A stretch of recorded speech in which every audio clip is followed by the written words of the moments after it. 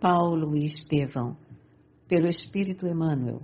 Psicografia Francisco Cândido Xavier. Primeira parte. Capítulo 1. Corações flagelados. A manhã enfeitava-se de muita alegria e de sol, mas as ruas centrais de Corinto estavam quase desertas. No ar brincavam as mesmas brisas perfumadas que sopravam de longe. Entretanto, não se observava, na fisionomia suntuosa das vias públicas, o sorriso de suas crianças despreocupadas, nem o movimento habitual das liteiras de luxo em seu giro costumeiro. A cidade, reedificada por Júlio César, era a mais bela joia da velha Acaia, servindo de capital à formosa província. Não se podia encontrar na sua intimidade o espírito helênico em sua pureza antiga, mesmo porque, depois de um século de lamentável abandono, após a destruição operada por Múmio, restaurando-a, o grande imperador transformara Corinto em colônia importante de romanos, para onde acorrera grande número de libertos, ansiosos de trabalho remunerador ou proprietários de promissoras fortunas. A estes associara-se vasta corrente de israelitas e considerável percentagem de filhos de outras raças que ali se aglomeravam, transformando a cidade em núcleo de convergência de todos os aventureiros do Oriente e do Ocidente. Sua cultura estava muito distante das realizações intelectuais do gosto grego mais eminente, misturando-se em suas praças os templos mais diversos. Obedecendo talvez a essa heterogeneidade de sentimentos, Corinto tornara-se famosa pelas tradições de libertinagem da grande maioria dos seus habitantes. Os romanos lá encontravam campo largo para as suas paixões, entregando-se desvairadamente ao venenoso perfume desse jardim de flores exóticas. Ao lado dos aspectos soberbos e das pedrarias rutilantes, o pântano das misérias morais exalava nauseante bafio. A tragédia foi sempre o preço doloroso dos prazeres fáceis. De quando em quando, os grandes escândalos reclamavam as grandes repressões. Nesse ano de 34, a cidade em peso fora atormentada por violenta revolta dos escravos oprimidos. Crimes tenebrosos foram perpetrados na sombra, exigindo severas devassas. O procônsul não hesitara ante a gravidade da situação. Expedindo mensageiros oficiais, solicitara de Roma os recursos precisos. E os recursos não tardaram. Em breve, a galera das águias dominadoras, auxiliada por ventos favoráveis, trazia no bojo as autoridades da missão punitiva, cuja ação deveria esclarecer os acontecimentos. Eis porque, nessa manhã radiosa e alegre, os edifícios residenciais e as lojas do comércio apresentavam-se envolvidos em profundo silêncio, semicerrados e tristes.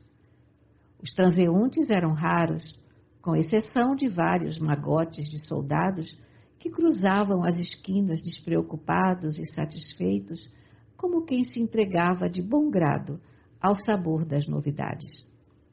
Já de alguns dias, um chefe romano, cujo nome se fazia acompanhar de sombrias tradições, fora recebido pela corte provincial, ali desempenhando as elevadas funções de legado de César, cercado de grande número de agentes políticos e militares e estabelecendo o terror entre todas as classes com os seus processos infamantes.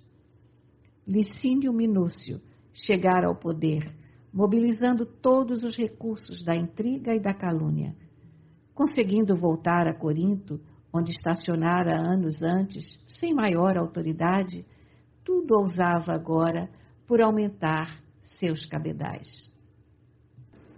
fruto de avareza insaciável e sem escrúpulos.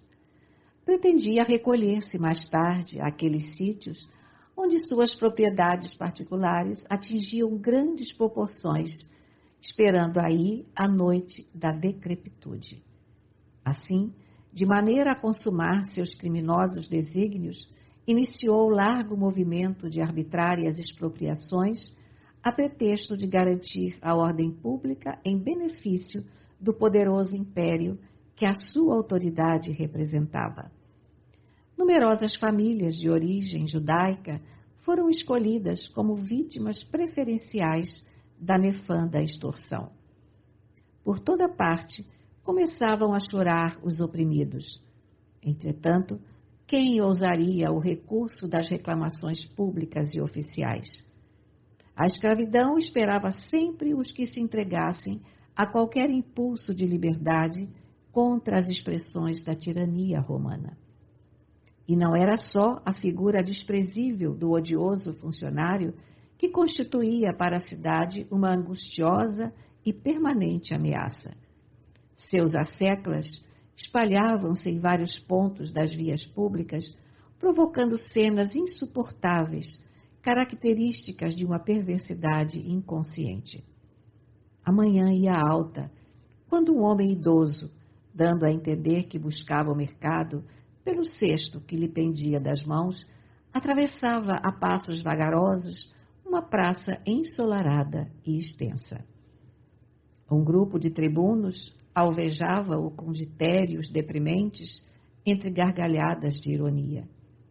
O velhinho, que denunciava nos traços fisionômicos a linha israelita, demonstrava perceber o ridículo de que vinha sendo objeto. Mas, distanciando-se dos militares patrícios, como desejoso de resguardar-se, caminhou com mais timidez e humildade, desviando-se em silêncio. Foi nesse instante que um dos tribunos, em cujo olhar autoritário perpassava acentuada malícia, acercou-se dele, interrogando-o asperamente. Olá, judeu desprezível, como ousas passar sem saudar os teus senhores? O interpelado estacou, pálido e trêmulo. Seus olhos revelaram estranha angústia que resumia, na sua eloquência silenciosa, todos os martírios infinitos que flagelavam a sua raça. As mãos enrugadas lhe tremiam ligeiramente, enquanto o busto se arqueava reverente, premindo a longa barba encanecida. Teu nome, tornou o oficial entre desrespeitoso e irônico. Jochedebe, filho de Jared, respondeu timidamente. E por que não saudastes os tribunos imperiais? Senhor, eu não ousei, explicou quase lacrimoso. Não ousaste? Perguntou o oficial com profunda aspereza. E antes que o interpelado conseguisse oportunidade para mais amplas desculpas, o mandatário imperial assentou-lhe os punhos cerrados no rosto venerável, em bofetões sucessivos e impiedosos. Toma, toma! Exclamava rudemente ao estridor das gargalhadas dos companheiros presentes à cena em tom festivo. Guarda mais esta lembrança. Cão asqueroso, aprende a ser educado e agradecido. O velhinho cambaleou, mas não reagiu. Percebia-se-lhe a surda revolta íntima, a traduzir-se no olhar chamejante, indignado, que lançou ao agressor com uma serenidade terrível. No movimento espontâneo, olhou os braços encarquilhados na luta e no sofrimento, reconhecendo a inutilidade de qualquer revide. Foi quando o verdugo inesperado, observando-lhe a calma silenciosa, pareceu medir a extensão da própria covardia e, colando as mãos na complicada armadura do cinto, voltou a dizer com profundo desdém. Agora que recebeste a lição, Podes procurar o mercado, judeu insolente. A vítima dirigiu-lhe então um olhar de ansiosa amargura, no qual transpareciam as dolorosas angústias em toda uma longa existência. Emoldurado na túnica singela e na velhice venerável, aureolada por cabelos branqueados nas mais penosas experiências da vida, o olhar do ofendido semelhava-se a um dardo invisível que penetraria para sempre a consciência do agressor desrespeitoso e mau. No entanto, aquela dignidade ferida não se demorou muito na atitude de exprobação, intraduzível em palavras. Em breves instantes, suportando os ditérios da geral zombaria, prosseguiu no objetivo que o levara a sair à rua. O velho Jochedeb experimentava agora estranhas e amargas reflexões. Duas lágrimas quentes e doloridas sulcavam-lhe as rugas da face macilenta, perdendo-se nos fios grisalhos da barba veneranda. Que fizera para merecer tão pesados castigos? A cidade fora trabalhada pelos movimentos de rebeldia de numerosos escravos, mas seu pequeno lar prosseguia com a mesma paz dos que trabalham com dedicação e obediência a Deus. A humilhação experimentada fazia-o regressar pela imaginação aos períodos mais difíceis da história de sua raça. Por que motivo e até quando sofreriam os israelitas a perseguição dos elementos mais poderosos do mundo? Qual a razão de serem sempre estigmatizados como indignos e miseráveis em todos os recantos da terra? Entretanto, amavam sinceramente aquele Pai de justiça e amor que velava dos céus pela grandeza da sua fé e pela eternidade dos seus destinos. Enquanto os outros povos se entregavam ao relaxamento das forças espirituais, transformando esperanças sagradas em expressões de egoísmo e idolatria, Israel sustentava a lei do Deus único, esforçando-se em todas as circunstâncias por conservar intacto o seu patrimônio religioso, com sacrifício, embora, da sua independência política. Acabrunhado, o pobre velho meditava na própria sorte. Esposo dedicado, enviuvara quando aquele mesmo Licínio Minúcio, questor do império anos antes, instaurara nefandos processos em Corinto, a fim de punir alguns elementos de sua população descontente e rebelada. Sua grande fortuna pessoal fora extremamente reduzida e houve de amargar uma prisão injusta, resultante de falsas acusações, que lhe valeram pesados dissabores e terríveis confiscos. Sua mulher não havia resistido aos sucessivos golpes que lhe feriram fatalmente o coração sensível, mergulhando-se na morte, ralada de acerbos desgostos e deixando-lhe os 2 filhinhos que constituíam a coroa de esperança da sua laboriosa existência. Gesiel e Abigail desenvolviam-se sob o carinho de seus braços afetuosos e por eles, no acúmulo dos sagrados deveres domésticos, sentia que a neve da estrada humana lhe alvejara precocemente os cabelos, consagrando a Deus as suas mais santas experiências. À mente lhe veio então mais viva a silhueta graciosa dos filhos. Era um lenitivo conhecer o sabor agradável das experiências do mundo a benefício deles. O tesouro filial compensava-o das flagelações em cada acidente do caminho. A evocação do lar, onde o amor carinhoso dos filhos alimentava as esperanças paternas, suavizou-lhe as amarguras. Que importava a brutalidade do romano conquistador quando sua velhice se aureolava dos mais santos afetos do coração? Experimentando o resignado consolo, chegou ao mercado, onde se abasteceu do que necessitava. O movimento não era intenso na feira habitual, como nos dias mais comuns. Entretanto, havia certa concorrência de compradores, mormente de libertos e pequenos proprietários, que afluíam das estradas de Sencreia. Mal não havia terminado a compra de peixe e legumes, luxuosa liteira parou no centro da praça e dela saltou um oficial patrício, desdobrando largo pergaminho. Ao sinal de silêncio, que fizera emudecer todas as vozes, a palavra da estranha personagem vibrou forte na leitura fiel do édito que trazia.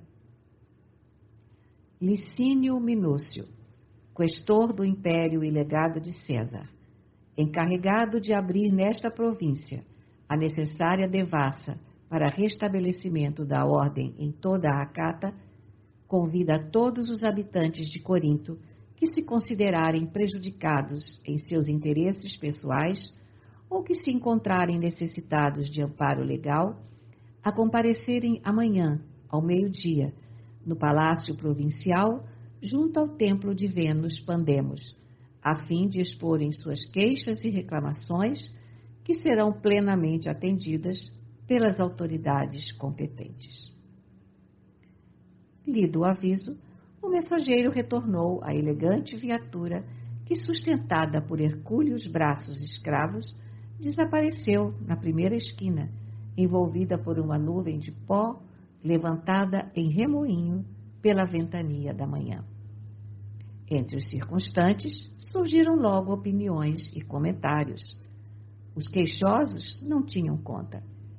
O legado e seus prepostos, logo de começo, se apossaram de pequenos patrimônios territoriais da maioria das famílias mais humildes, cujos recursos financeiros não davam para custear processos no foro provincial. Daí, a onda de esperanças que avassalava o coração de muitos e a opinião pessimista de outros, que não enxergavam no édito senão nova cilada, para obrigar os reclamantes a pagarem muito caro as suas legítimas reivindicações. Jochedeb ouviu a comunicação oficial, colocando-se imediatamente entre os que se julgavam com direito a esperar legítima indenização pelos prejuízos sofridos noutros tempos. Animado das melhores esperanças, desandou para casa, escolhendo o caminho mais longo, de modo a evitar novo encontro com os que o haviam humilhado rudemente.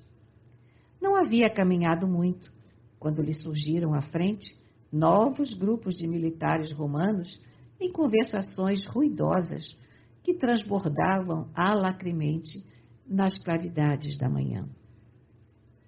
Defrontando o primeiro grupo de tribunos e sentindo-se alvo de comentários deprimentes a transparecerem em risos escarninhos, o velho israelita considerou: deverei saudá-los ou passar mudo e reverente, como procurei fazer na vinda? Preocupado com o evitar novo pugilato que agravasse as humilhações daquele dia, inclinou-se profundamente, qual mísero escravo, e murmurou tímido: salve, valorosos tribunos de César.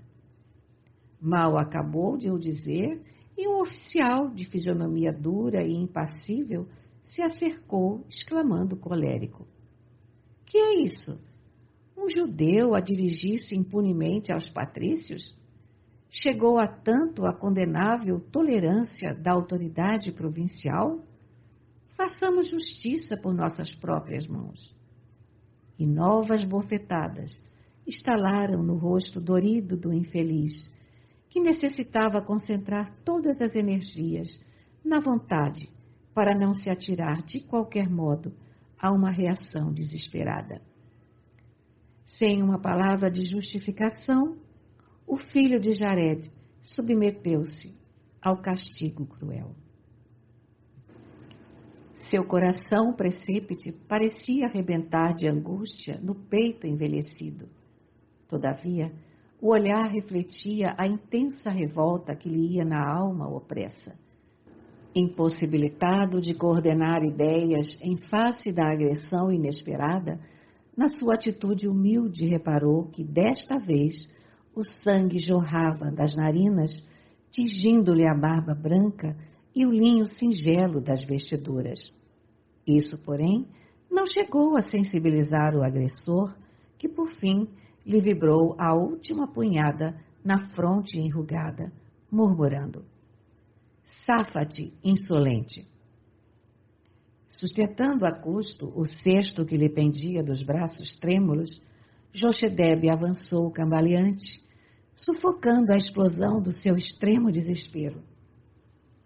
Ah, ser velho! Pensava. Simultaneamente, os símbolos da fé modificavam-lhe as disposições espirituais e sentia no íntimo a palavra antiga da lei: não matarás. No entanto, os ensinamentos divinos, a seu ver, na voz dos profetas, aconselhavam o revide: olho por olho, dente por dente. Seu espírito guardava a intenção da represália como remédio às reparações a que se julgava com direito, mas as forças físicas já não eram compatíveis com os requisitos da reação. Profundamente humilhado e presa de angustiosos pensamentos, buscou recolher-se ao lar, onde se aconselharia com os filhos muito amados, em cujo afeto encontraria, de certo, a necessária inspiração. Sua modesta vivenda não demorava longe e ainda à distância, acabrunhado, entreviu o singelo e pequenino teto, do qual fizera a edícula do seu amor. Presto, enveredou na trilha que terminava na cancelinha tosca, quase afogada pelas roseiras de Abigail, a exalarem forte e delicioso perfume. As árvores verdes e copadas espalhavam frescor e sombra, que atenuavam o rigor do sol. Uma voz clara e amiga chegava de longe aos seus ouvidos. O coração paternal adivinhava. Àquela hora, Gesiel, conforme o programa por ele mesmo traçado,